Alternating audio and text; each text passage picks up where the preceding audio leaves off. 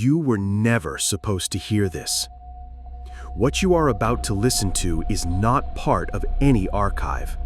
It was never meant to be preserved, never aired, and never acknowledged.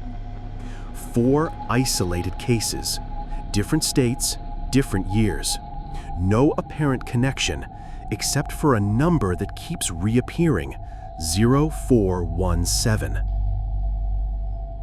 And then there is the sound, a 2-second audio file with no origin, no author, and no explanation. Some believe it is a recording made inside a classified facility. Others say it is an artifact from an experiment gone wrong. But the people who touched this story, they all vanished. If any part of this feels familiar, it is not a coincidence. Keep listening. You are not the only one. File 1. The Disappearance at Mile 41. In April 2003, 2 students, Devin Marcus and Luz Herrera, left Phoenix for a spring break documentary project. They were young, curious, and obsessed with Cold War history. According to Luz's last message to a classmate, they planned to film near White Sands, New Mexico. They never returned. 4 days later, a ranger found their SUV parked just off Highway 70 near mile marker 41. Keys still in the ignition, gas tank half full. Inside, 2 backpacks, a broken phone, and 1 mini DV tape. The tape starts with standard footage, sunlight over brush, Devin narrating about missile testing zones. Around minute 10, they discover a fence. No barbed wire, no cameras, just rusted steel and a faded number, 0417. Luz says the area feels too still. Devin asks if she hears a low whine. The hum is faint at first, like wind pushing through wire, but it builds. At frame 12,908, something appears beyond the fence. A pale figure, still, upright, watching. Then the image distorts. The final second of the recording captures a voice. Do not record this. It is not Devin's voice. It is not Luz's voice. Their fingerprints were the only ones on the tape. Audio experts confirm the whisper has vocal characteristics outside normal human range. No further footage was found. A circular burn mark 8 feet in diameter was located 30 meters from the SUV. No vegetation, no debris. There had been no storms that week. If you have ever encountered an area like this, no signage, a sense of pressure in the air, an unnatural quiet, share your story. Patterns matter. File 2. The Cult of the Echo. In November 1997, a partially redacted memo from the Department of Energy referenced unauthorized acoustic gatherings near Pine Ridge, South Dakota. A decommissioned communications tower had become the center of local rumors. According to residents, a group, never more than 6 at a time, gathered there every Thursday at dusk. They moved in wide, synchronized circles. No chanting, no lights, just silence. Locals began calling them echo walkers. After a fire destroyed part of the site, investigators recovered a melted audio recorder. It held one intact message, a voice. We do not worship, we synchronize. Resonance invites response. The gate listens. The phrase reappeared in graffiti outside Deadwood, etched into metal near an abandoned weather station, written in charcoal in the crawlspace of a burned-out church. Online, a man calling himself Jacob Lamplight claimed to be an ex-member. He shared diagrams, spirals drawn over geographic relief maps. He believed the group had intercepted something, an acoustic map, he called it, a way to open a structure buried under the relay tower. His last post described a voicemail left on his own line. A whisper repeated, "Come back, we are almost in." Then silence. His account was never used again. Have you ever experienced a place that felt out of tune with the rest of the world? A pressure in the air, like the ground itself was vibrating under your feet? Let me know. You'd be surprised how often that comes up. File 3. The broadcast at 841 kilohertz. In 2008, a ham radio operator known only as Rogue Fuse began tracking a narrowband signal at 841 kilohertz. Every night at 2:13 a.m., the broadcast repeated, 7 descending tones followed by static.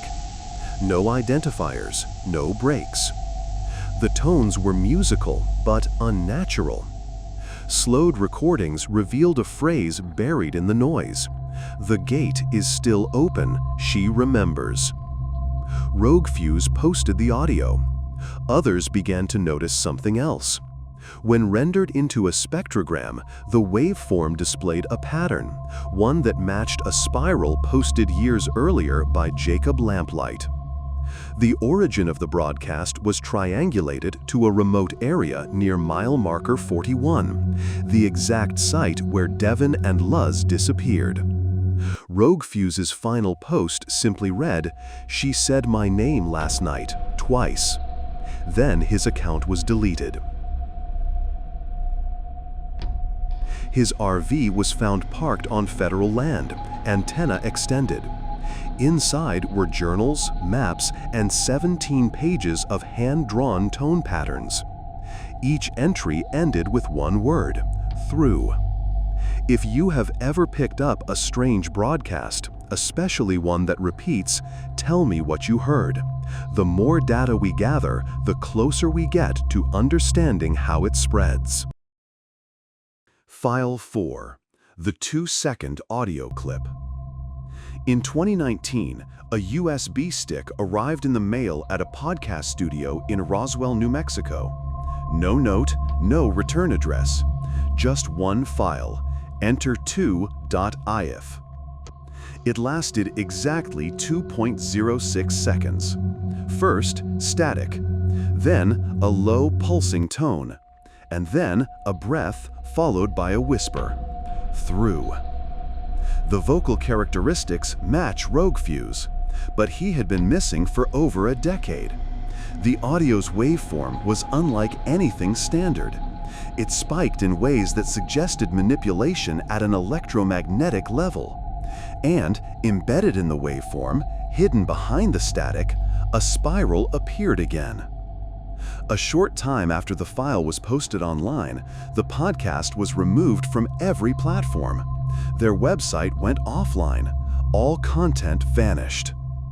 The final archived message from the host said, "This was never about sound. It was a path."